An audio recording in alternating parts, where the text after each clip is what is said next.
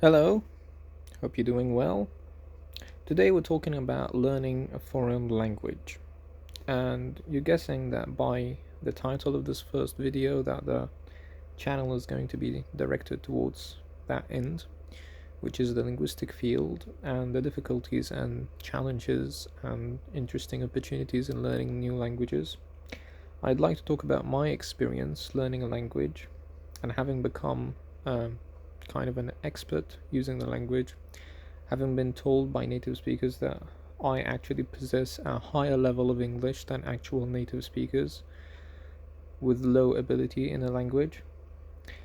I'd like to talk about myself and the way that I have learned the language and my theory in general, and the reason why most people or a lot of people find it extremely difficult to make any kind of correct progress learning language, and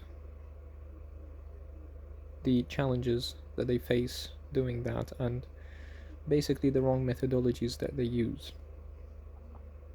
Starting off talking about myself here, um, I'd like to say that the very main or fundamental thing that kind of distinguished the way I learned from other people, especially in my society, was that I was just serious about it.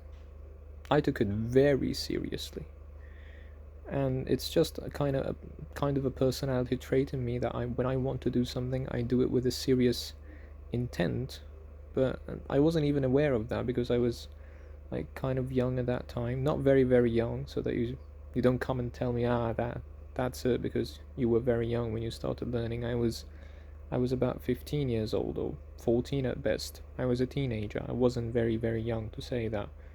Well, it talk to me about all of that and brain plasticity and brain shaping functions and all of that. I have no idea about.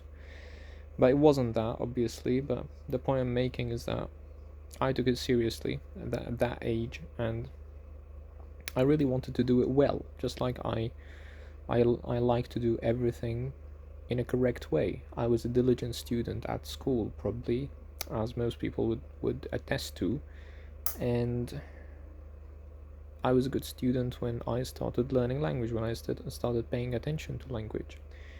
And I didn't even know it. I just took everything very seriously. I never missed a class at the institute. I never ignored a new word. I never ignored a new kind of piece of grammar like a lot of people or a lot of students do. Like, I don't understand this piece of grammar, so grammar is difficult, I'm not going to learn it. No, every time I was faced with something new, I would dig so deep into it until I find and reach the bottom line, and I reach the end of it. And I'm not ever satisfied unless I reach full understanding, and that kept me going on and on and on until I reached a really high level. And even at this level, I still seek opportunities to grow. Now, at that time, I think that was the fundamental thing. I took everything seriously, and I had some kind of interest. Like, you can't deny it. There are people that do things and they have no interest in, but I obviously had interest in language, and when I started doing it, like, I was at a disadvantage, especially grammatically. I couldn't even formulate correct sentences. I remember the first question being asked in the course, being when the teacher asked, "Why are you here?" which was a good start, I think, by the teacher. And the reason for that, or I tried to answer, I told them, and I remember it like I remember that moment very vividly until this day, and it was kind of embarrassing at the time, but I wasn't even aware that I should be embarrassed because it was completely and utterly wrong. I said to be better at. I didn't say even that. I said to be better at school or to be good at school. Maybe that was probably the kind of reason that I said, but it was grammatically incorrect and it was very ambiguous. And the real answer that he wanted was that I wanted, yeah, the answer was that, or what I said was that, to be easy in school. That was what I said. To be easy in school. And what I wanted to say was, oh, obviously the teacher didn't understand anything at the time, and was probably confused, just like everyone else probably, and except me at the time. The answer obviously was that, or what I wanted to convey was that I wanted English to be easy for me at school. That was the reason, and that was really the reason. I just wanted to be better at it, and so that I could focus on other things at school, just like everyone else does, And that was my intention from the very beginning, and never thought about, climbing this very, very high, but I just kept going because I felt, well, if you want to do something, do it correctly, and if you want to learn a language, just learn a language. Do it until you reach a point where you could say that you have learned the language, and that requires effort, and you need to put in the effort.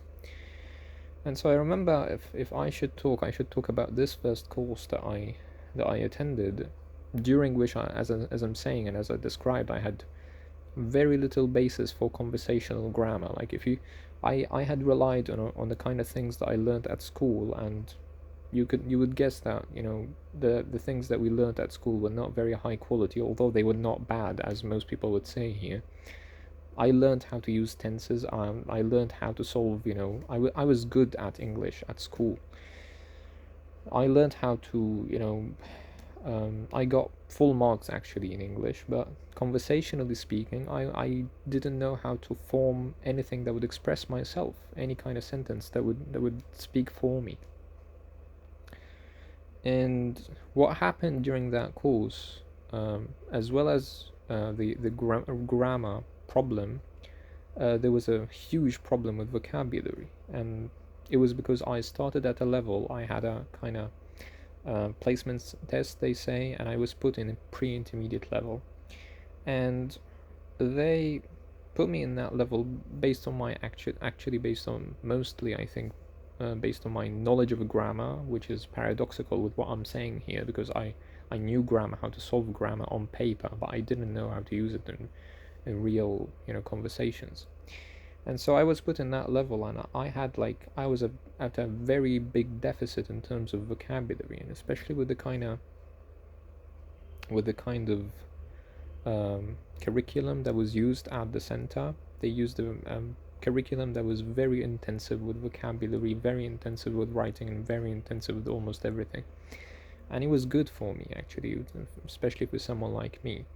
I remember in a matter of about 2 months, I had learned over 1,000 new words. In a matter of 2 months, I recorded and learned over 1,000 new words. 1,000. I remember the exact number. According to my own counting, it was 1,024 words, and probably more than that, to the extent of 1,100 in a matter of 2 months. And I thought that was my very first course learning language, or my very first language course. And I thought, I didn't think anything of it. I thought, well, that's what's going to happen. But then when I went on to the next course, I only got 300 and something, 375 probably, and that was very disproportionately incomparable to what's happened, or what had happened in the previous course. Like, how do you compare 375 to over 1,000? And that's over the same kind of period of time. And so during that course really built me up, and I kind of compensated for all that lack of knowledge in grammar, vocabulary, and all of that. And I was introduced to, like, I think that time was where I was introduced to the proper way of learning a language, which I had no idea of at that time, which is very, very important, especially for most students nowadays. Like, students think and are brought to think that you could learn language through, watching movies, you could learn language through listening to music, you could learn language by practicing it and speaking it and all of that bullshit. But that's not true. It's not the way you learn language. You learn language by paying special attention to each and every part of it. You pay attention to grammar. You learn grammar in the correct way, in a way that you could use it to express yourself, because grammar conveys meaning. Same for vocabulary, two very compensatory parts of the language, as well as pronunciation. Pronunciation conveys grammar, conveys vocabulary.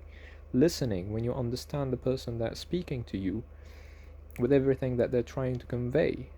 And moving on to reading, moving on to writing, all of them, all of the language together. That's how you learn the language. And that's how you, for example, you acquire a new word, for example. And I paid special, very, very special attention to vocabulary, because to me it was the fundamental thing. The more words that you know, the more you're able to understand, and the more you're able to, build sentences. And that was exactly true.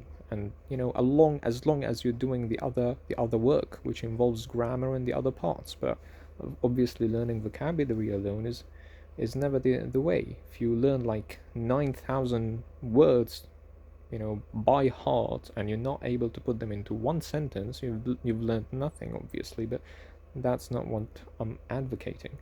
But I'm advocating the idea that if you learn a lot of words and you know how to use them, and you know how to pronounce them and put them into context and understand them when you hear them, then that's a really good way to learn a language.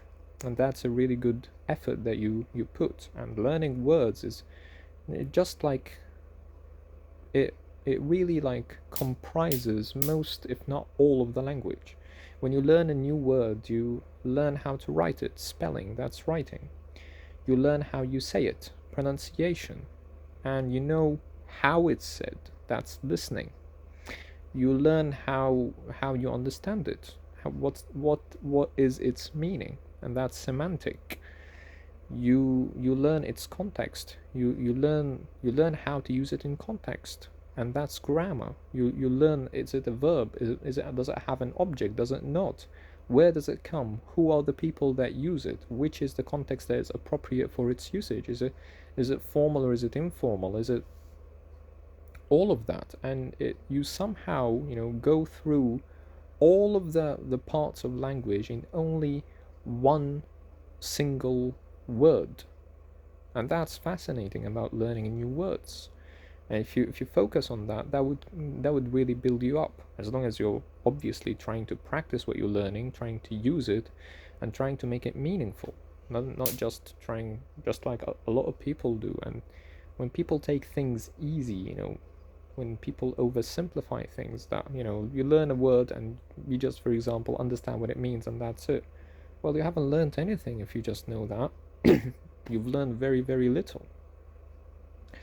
So it's been a matter of, in general, consistency, and a matter of diligence. And that's the way to do anything, really. And language learning just is a tremendous way to show people what diligence could lead you to. When you do like a lot and make a lot of effort and pay a lot of attention and expend a lot of effort and time into something, eventually, and in the right way, especially in a smart and correct way and real way, in a way that doesn't make you deceive yourself. And if you don't follow shortcuts just like everyone is trying to, you're going to arrive at a place, and it's a nice place. So I think that would conclude something as a first video. Hope that was any kind of help.